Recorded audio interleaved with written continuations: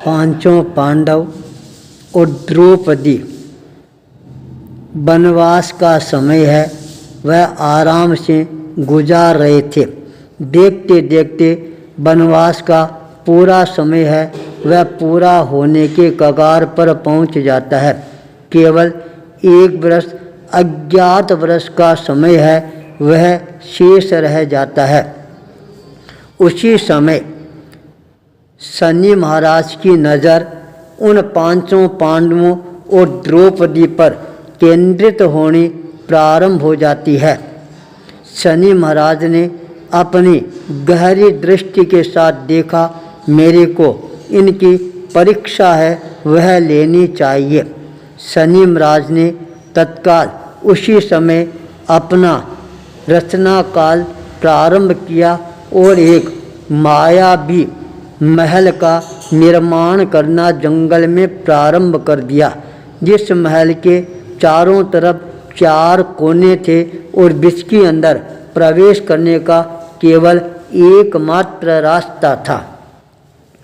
जब मकान बनकर तैयार हो जाता है, बहुत ही सुंदर रंग बिरंगा चित्त को आकर्षित करने वाला वह मकान जंगल के अंदर अवतरित होता है।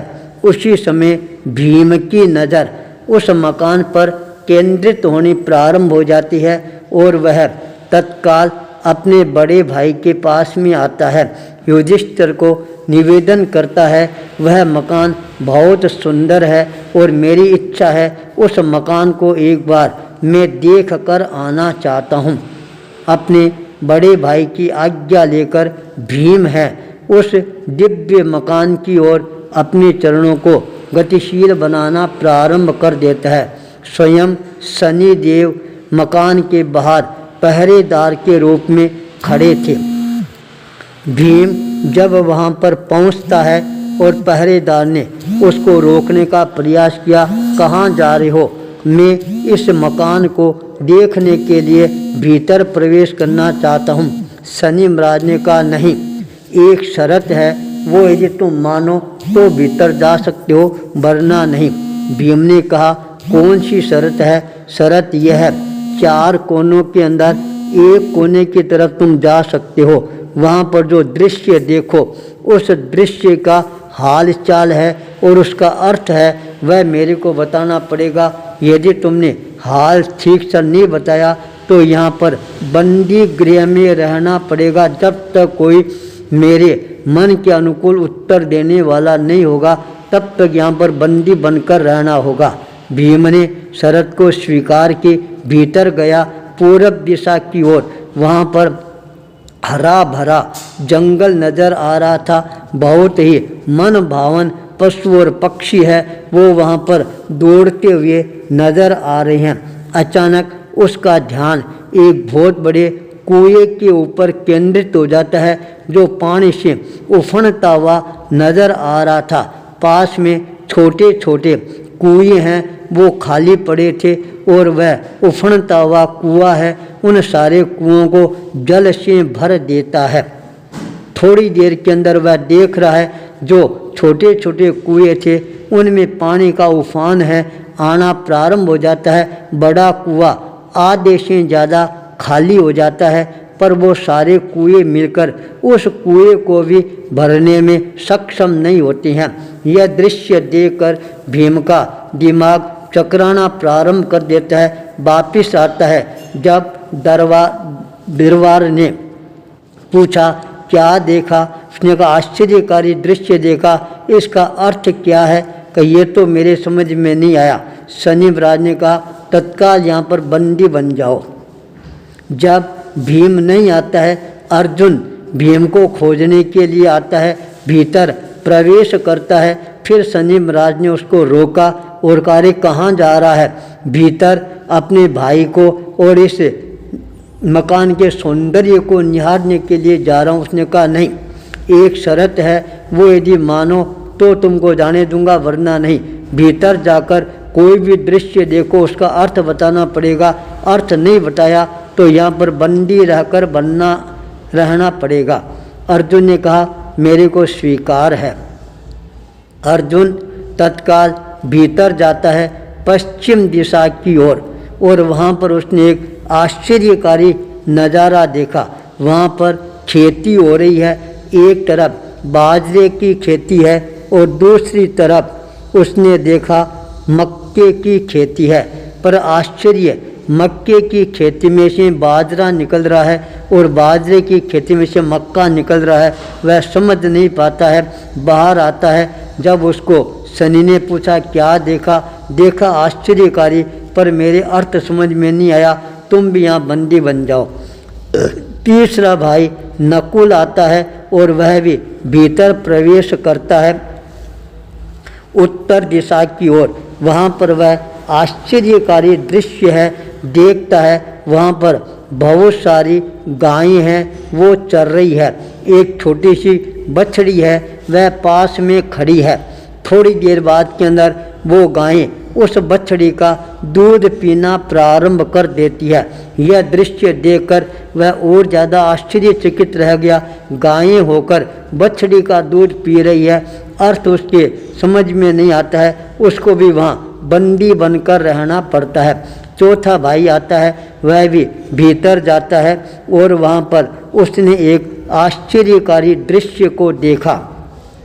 बहुत बड़े सोने की एक शिला है, वह नज़र आती है, जो केवल चांदी के सिक्के के ऊपर टिकी हुई है। इधर उधर वह डोल रही है पर गिरने का नाम नहीं लेती है। वह उसको गिराने का भी प्रयास करता है तो भी वह नहीं गिर रही है। ये आश्चर्यकारी दृश्य देखकर जब बाहर आता है, शनि ने फिर पूछा क्या देखा, देखा तो सही पर उसका मेरे को समाधान नज़र नहीं आ रहा है। ने कहा तुम भी यहाँ पर बंदी बन जाओ। पीछे अब केवल द्रौपदी और बड़ा भाई दो ही रह जाती हैं। उन दोनों ने सोचा भी अब अपने को क्या करना चाहिए। तत्काल अपने भाइयों की खोज के लिए वो दोनों निकल जाती हैं। जब शनि महाराज के बनाए हुए मंदिर के पास के अंदर पहुंचती हैं और कहा हम भीतर जा रहे हैं, किस लिए, हमारे भाइयों को खोजने के लिए।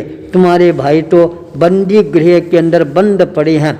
मेरी ये शर्त है, जो भी अंदर दृश्य देखता है उसका उत्तर नहीं देता है, उसको हम यहाँ पर बंदी बना कर रखते हैं। तब युधिष्ठिर ने कहा मैं अपने भाइयों के प्रश्न का उत्तर दे दूं तो क्या मेरे भाइयों को आप आज़ाद कर दोगे। शनि महाराज ने खुश होते हुए कहा हाँ मैं उनको आज़ाद कर दूंगा। तत्काल एक एक प्रश्न है वह सामने आता है। बड़ा कुआं छोटे कुएं को भर रहा है, छोटा कुआं बड़े कुएं को क्यों नहीं भर रहा है।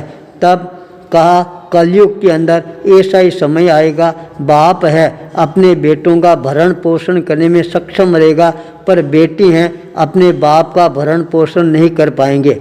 शनि महाराज खुश हो जाता है, भीम को रिहा कर देता है। दूसरा दृश्य देखा, बाजरे के अंदर मक्का निकल रहा है और मक्के के अंदर बाजरा निकल रहा है, इसका क्या अर्थ है। तब उसने कहा इसका अर्थ यह है कलयुग के अंदर लक्ष्मी है वह औरों के जो नीच कुल है उसके अंदर चली जाएगी और नीच कुल के लोग हैं वो बिना लक्ष्मी के यूं ही मारे मारे फिरते रहेंगे। यह उत्तर सुनकर वह बहुत खुश हो जाता है, उसको भी रिहा कर देता है। तीसरा प्रश्न सामने आता है, बछिया का दूध है, गाय पी रही है। अब आने वाले कलयुग के अंदर माँ बाप है अपने बेटियों के पेशों के ऊपर अपना जीवन यापन करेंगे, यह कलयुग का संकेत है। शनि महाराज खुश हो जाते हैं और चौथा प्रश्न पूछते हैं, सोने की शिला चांदी के ऊपर टिकी हुई है, इसका क्या अर्थ है। तब उन्होंने कहा कलयुग के अंदर धर्म है वह धीरे धीरे नष्ट होना प्रारंभ हो जाएगा, पर धर्म है यह कभी भी समाप्त नहीं होगा, चाहे कितना ही झंझावात है वह क्यों नहीं आ जाए। यह शिला है धर्म रूपी, ये कभी भी गिरने वाली नहीं है। चारों प्रश्नों का उत्तर सुनकर शनि महाराज बहुत ज़्यादा खुश हो जाती हैं, चारों भाइयों को रिहा कर देता है और तत्काल वहाँ से द्रौपदी के साथ के अंदर पांचों भाई अपने अपने स्थान की ओर प्रस्थान करना प्रारंभ कर देते हैं। कलयुग का सारा दृश्य है शनि महाराज ने साक्षात रूप से देखना प्रारंभ किया और आज वह कलयुग हमारे को साक्षात्कार करवा रहा है। कलयुग के अंदर ये सारी घटनाएं घटित होती है। कलयुग का यह कैसा प्रभाव है। आचार्य भूपेंद्र।